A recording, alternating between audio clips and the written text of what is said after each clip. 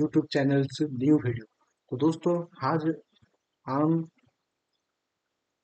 दोस्तों आज हम जानेंगे कि इस वीडियो में 20 important books that were written during the ancient time व ancient Indian time। तो दोस्तों एंशियंट टाइम क्या होता है और एंशियंट इंडियन टाइम क्या होता है मैं आपको पहले बता देना चाहता हूँ।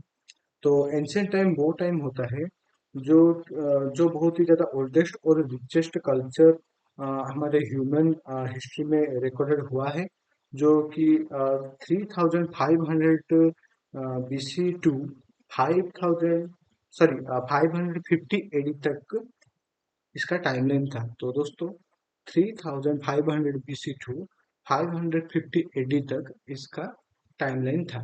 तो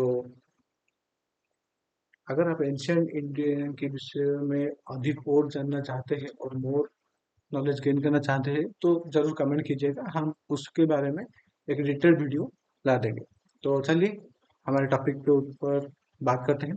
तो 20 important books that were written during ancient India. 1.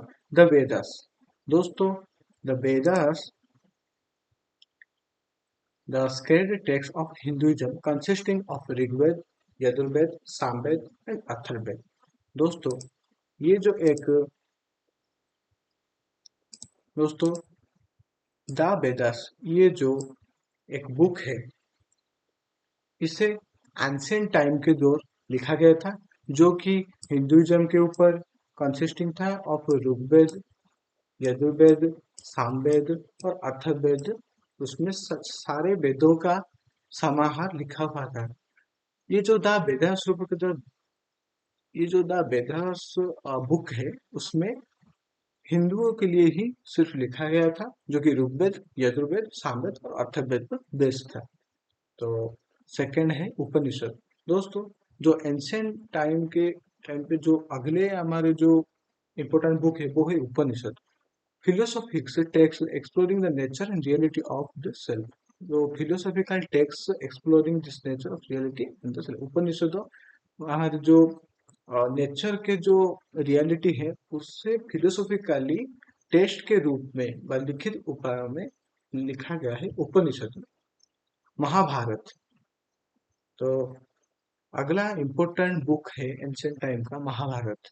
ये एक ऐसा टाइमलाइन था दोस्तों, ये एक ऐसा टाइम था epic poem containing the Bhagavad Gita and narratives of ancient Indian king and heroes. हमारे जो एंशियंट टाइम के जो इंडियन किंग थे, राजा महाराजा थे और जो जो उस टाइम में हीरो भी थे, उनके बारे में जो हम महाभारत में जानते हैं कि कृष्ण थे, अर्जुन थे, कर्ण थे, अश्वत्थामा थे। तो ऐसे जो भी राजा महाराजा उसी टाइम थे, भगवान थे, तो उसी टाइम में महाभारत का युद्ध हुआ था। तो आप तो जानते भी होंगे महाभारत। तो महाभारत के जो युद्ध हुआ था तो उसी टाइम को लेकर क्या क्या हुआ था वो महाभारत की किताब में लिखी गई है। अगली है Ramayana. Another ancient epic disputing journey of lord Rama rescue his wife. दोस्तों रामायण के बारे में कोई नहीं जानता। रामायण एक ऐसी कथा है जो कि पुरुषोत्तम श्री रामचंद्र वनवास चले गए थे 14 साल के लिए। उसी वक्त माता सीता को रावण ने हरण किया था और वो कैसे गए थे, कौन कौन उनके साथ कौन कौन देवता और वानर सेना जो भी गए थे 7 समुद्र पार करके अ, कैसे वो सीता माँ को वहां से लेकर आए थे अयोध्या में वापस। तो उसके बारे में पूरा रामायण में लिखा गया है। और रामायण का ये क्यों तो है कि जो रावण का जो कर्म है उसका कर्म का फल उसे मिला था। तो रामायण के बारे में कौन नहीं जानता। तो ये भी एक बुक है जो कि एंशियंट टाइम के दूर लिखा गया था रामायण। अगला बुक है 5 नंबर बुक जो कि अर्थशास्त्र बाय चाणक्य। अर्थशास्त्र बुक लिखा गया था चाणक्य के द्वारा। An ancient Indian treatise of statecraft and economic policy and military strategy. So उस टाइम के दौरान जो स्टेटक्राफ्ट थे, इकोनॉमिक जो पॉलिसी थे और मिलिट्री स्ट्रेटेजी थे, उनके जो सैन्य के जो नीति नियम थे, उनके जो अर्थशास्त्र पर जो भी नियमावली व सत्तावली थे और उनके जो राज्यों के जो भी रेगुलेशन होते थे, तो वो अर्थशास्त्र में ही लिखा गया था, जिसको कि चाणक्य जी ने लिखा था। तो दोस्तों, आपको मैं ये भी बता देना चाहता हूँ कि जो रामायण के जो ऑथर थे, वो वाल्मीकि जी थे, जिसने रामायण को लिखा था। और महाभारत के जो ऑथर थे, वो हमारे वेद व्यास जी थे। वेद व्यास जी, वो महाभारत के ऑथर थे। तो दोस्तों, आप अगर ऐसे ही और इम्पोर्टेंट बुक्स की ऑथर के बारे में जानना चाहते हो, तो हमारे पिछले वीडियो में जाकर देखे थे, जो कि हमारे चैनल में अवेलेबल है। और मैं ट्राई करूंगा कि आई बटन में भी दे दूंगा, और उसी चैनल का लिंक, उसी जो वीडियो का जो लिंक है, मैं डिस्क्रिप्शन में भी दे दूंगा। तो चलिए देखते हैं। एंशियंट टाइम में एक और इम्पोर्टेंट बुक है भगवत गीता, जो कि ए पार्ट ऑफ महाभारत था। जो कि भगवत गीता एक पार्ट ऑफ महाभारत था। It is spiritual and philosophical conversation between Lord Krishna and Arjun. जो लॉर्ड कृष्ण और अर्जुना के बीच में जो भी कुछ कन्वर्सेशन हुए थे, वो फिलोसॉफिकल जो बातचीत जो हुई थी, जो कुछ भी स्पिरिचुअल उनके बारे में बातचीत हुई थी, वो कार्य हुई थी, वो भगवत गीता में पूरी तरह से लिखी गया है। जो कि हमारे परंपरा को, नीति को, हमारे जाति को एक सीख देती है। तो आपने घर पे भी देखा होगा कि भगवत गीता सब लोग पाठ भी करते हैं। तो ये एक इम्पोर्टेंट है। दोस्तों, पंचतंत्र पंचतंत्र एक collection of ancient India fables and moral story. दोस्तों, पंचतंत्र एक एंशियंट टाइम में ही लिखा गया था। दोस्तों, आपको बता देना चाहता हूँ कि जो पंचतंत्र के जो ऑथर है, वो विष्णु शर्मा जी हैं, जिसने पंचतंत्र को लिखा था। और ये collection of ancient Indian fable and moral stories है, जो कि एक आनुमानिक स्टोरी था, बट और कथोपकथन वाला स्टोरी था, लेकिन बहुत ही ज्यादा मजेदार था। आपने अगर 90s में देखा होगा, और 2001 से लेकर 2008 तक वो टेलीविजन में काफी बार देता होगा। तो कौन कौन पंचतंत्र सीरीज को टेलीविजन में देखे हैं, जरूर कमेंट कीजिए, पता चलेगा। तो पंचतंत्र भी एक इम्पोर्टेंट बुक है, जो कि एंशियंट इंडिया के टाइम पर लिखा गया था। तो अगली बुक है अष्टध्यायी। भाई पाणिनि, अष्टध्यायी ये जो बुक है, इसको पाणिनि जी ने लिखा था। ये है foundational work on Sanskrit grammar. तो आप संस्कृत ग्रामर के जो फाउंडेशन वर्क हुआ था, वो संस्कृत ग्रामर के, आप तो संस्कृत अगर पढ़े हैं, और अगर नहीं पढ़े हैं, तो ये जान लीजिए कि संस्कृत के जो भी बेसिक्स वर्क हुआ था, मैंने जो उसके लैंग्वेज की जो बेसिक्स काम किया गया था, तो वो अष्टधाई बुक में ही किया गया था, जो कि पाणिनि जी ने लिखा था। तो चलिए, नेक्स्ट बुक है सुश्रुत संहिता। सुश्रुत संहिता, इसे भी सुश्रुत जी ने ही लिखे थे, जो कि एक treatise on surgery and medicine attributes to the ancient sects.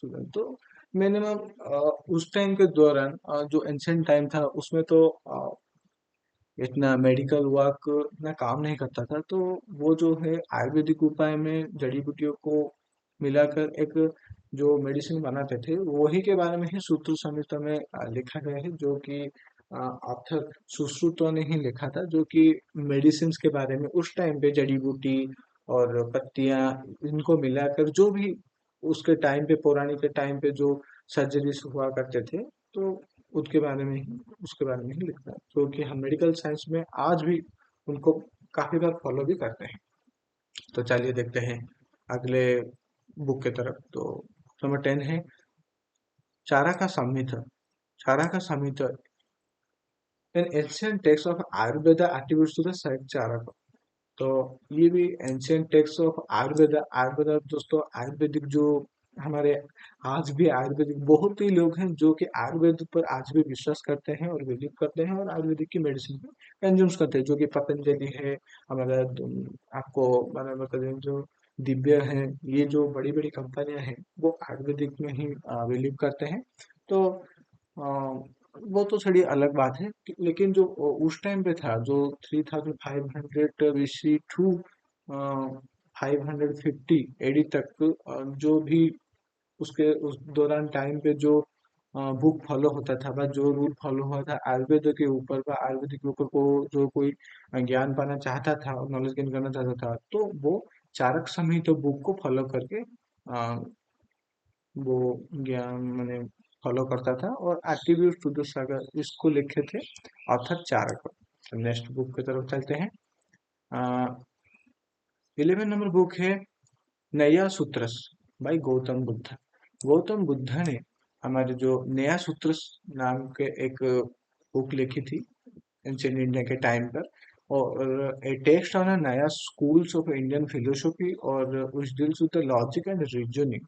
तो आप तो ये समझ गए होंगे कि उस टाइम के दौरान जो स्कूल ऑफ इंडियन फिलोसफी जो था, स्कूल कैसे हम पढ़ाई करेंगे, पढ़ाई का माध्यम कैसे होगा, कैसे ये सब बच्चे पढ़ाई करेंगे, गुरुकुल जो होता था पुराने जमाने में जो गुरुकुल होता था, कैसे होता था, क्यों होता था, उनके बारे में कैसे कैसे लॉजिक और रीजनिंग कैसे पढ़ाई जाती थी, और पढ़ाने का जो तरीका था वो नए सूत्र में लिखा गया था और उसको ही फॉलो किया जाता था। तो नेक्स्ट बुक है योगा सूत्रस बाय पतंजलि। पतंजलि जी ने योगा सूत्रस की बुक को लिखा था, और a seminal text on the philosophy and practice of yoga. हम योगा को कैसे प्रैक्टिस करें और फिलोसफी, योगा की जो फिलोसफी है वो कैसे समझे, वो इसी बुक में रेफर किया गया था। तो इसे पतंजलि जी ने लिखा था, जो कि बाबा रामदेव भी हम देखते होंगे कि आज के टाइम पर योगा के एक महान गुरु हैं, और वो उसके जो बड़े कंपनी है, और उनके नाम पे ही जो पतंजलि जी जो ऑथर थे उनके नाम पे ही सारा एक ब्रांड करके वो ज़्यादातर प्रोडक्ट बिकते हैं, और वो काफ़ी अच्छा भी रहता है क्योंकि वो आयुर्वेदिक है। तो चलिए अगले बुक की तरफ बढ़ते हैं। Manusmriti, laws of Manu. मनुस्मृति ये एक बुक था जो कि एंशिएंट टाइम के दौरान लिखा गया था, जो कि लॉस ऑफ मनु जी ने ही लिखा था, मनु जो अथर थे वो लिखे थे। ये जो बुक है वो ancient legal code and moral guidelines for society, उसी दौरान जो सोसाइटी थी, जो उनके जो वातावरण थे उनके बारे में, वो कैसे लोग एक नियम में एक रूल में रहेंगे, और कैसे एक साधारण जीवन यापन के दौरान किसी को कुछ प्रॉब्लम ना हो, तो सबके लिए जो रूल बनाया गया था तो वो मानुस्मृति बुक को फॉलो करके उस टाइम के दौरान किया जाता था, और उसको मानु जी ने लिखा था। नाट्य शास्त्र भाई भारत मुनि, जो नाट्य शास्त्र बुक है इसको भारत मुनि जी ने लिखा था। ये एक ट्रीट है for promising art covering drama dance and music.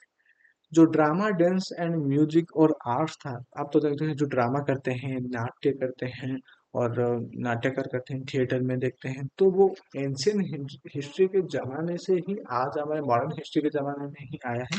तो नाट्य शास्त्र को लिखा था भारत मुनि ने, जो कि उसी दौरान एक ट्रीट था परफॉर्मिंग आर्ट कल्चर, हमारे जो ड्रामा डांस म्यूजिक ये कैसे शुरू हुआ था और इसका कैसे होता, वो नाट्य शास्त्र में ही सब कुछ लिखा गया है, और अभी नाट्य शास्त्र को ही हमारे कल्चर में फॉलो किया जाता है। तो 15 नंबर बुक है सिद्धार्थ। सिद्धार्थ भाई हरमन हेसे। सिद्धार्थ का एक बुक था जो कि हरमन हेसे जी ने लिखा था, हरमन हेसे जी ने, और ये एक fictional novel inspire by Gautam Buddha. Gautam Buddha को गौतम बुद्ध जी का, सॉरी दोस्तों गौतम बुद्ध बोला गया था, तो गौतम बुद्ध जो जी थे, जो कि सनातन धर्म के एक गुरु रूप में भी हम पालित करते हैं, जो कि शांति स्तूप में भी हमारे मानते हैं उनको। तो उनके ऊपर एक इंस्पायर्ड नोवेल लिखे थे हार्मन हेसे, जो कि सिद्धार्थ, सिद्धार्थ एक बुक है जो कि गौतम बुद्ध की ही बायोपिक लिखा गया है, जो कि आप बोलते हैं जो इंस्पायर्ड होकर जो लाइफ ऑफ गौतम बुद्ध। तो वो सिद्धार्थ में गौतम बुद्ध की जीवन जीविका के बारे में लिखा था, वो कैसे ब्रह्मचारी होने के लिए सोचे, वो कैसे आपने घर परिवार को छोड़े, और उनके बारे में तो आप सुना ही होगा, वो क्यों आपने बीवी बच्चों को छोड़कर एक संन्यास जीवन यापन जीने की सोचे, क्यों वो अम, गौतम बुद्ध बुलाए गए। तो उनके बारे में सारे डिटेल सिद्धार्थ बुक में लिखा गया, जिनका ऑथर थे हरमन एस्से। तो ये भी एक इम्पोर्टेंट सवाल है। ऐतरेय ब्राह्मण, ऐतरेय ब्राह्मण ये जो कि वेरिड है डीलिंग विथ रिचुअल सेरेमनी, जो उसी टाइम जो आप तो ब्राह्मण के नाम से ही जान रहे होंगे कि जो ब्राह्मण क्या करता है, ब्राह्मण पूजा करता है, जो भी हमारे जो वेडिंग है और जो भी हमारे जो आगे में रीति रिवाज जो होते हैं वो ब्राह्मण ही पूरा करता है। तो इसीलिए एंशियंट टाइम में जो भी जो पूजा करने की जो रीति रिवाज था वो ऐतरेय ब्राह्मण ये जो पुस्तक है और ये जो बुक है उसी से ही फॉलो करके सब कुछ पाला जाता था। नेक्स्ट बुक की तरफ चलते हैं। तैत्तिरीय उपनिषद। ये जो तैत्तिरीय उपनिषद है, आप तो पता ही होगा तैत्तिरीय युग, कलि युग, ये वहीं पर ही बेस्ड है। तो तैत्तिरीय उपनिषद ये जो बुक है, तो ये बुक जो है ये फिलोसॉफिकल उपनिषद है जो कि कृष्ण यजुर्वेद है। कृष्ण यजुर्वेद जो कृष्ण के जो कृष्ण देवता है उनके जो बचपन से लेकर वो जो कंस को मारने तक की प्रक्रिया और उनके देह त्याग करने की प्रक्रिया सब तैत्तिरीय उपनिषद में ही सीमित है। और ये भी बुक एक इम्पोर्टेंट बुक है। ऋग्वेद संहिता। ऋग्वेद संहिता ये एक ऐसा बुक है जो कि oldest of the four Vedas, जो कि अ, बहुत पुराने हैं। हमें चारे वेदों से सबसे ज्यादा पुराना है व पुराना है ऋग्वेद संहिता, जो कि कंटेनिंग हिम्स एंड प्रेयर्स, जो कि हमारे प्रार्थना और शांति के लिए ये बुक लिखा गया था।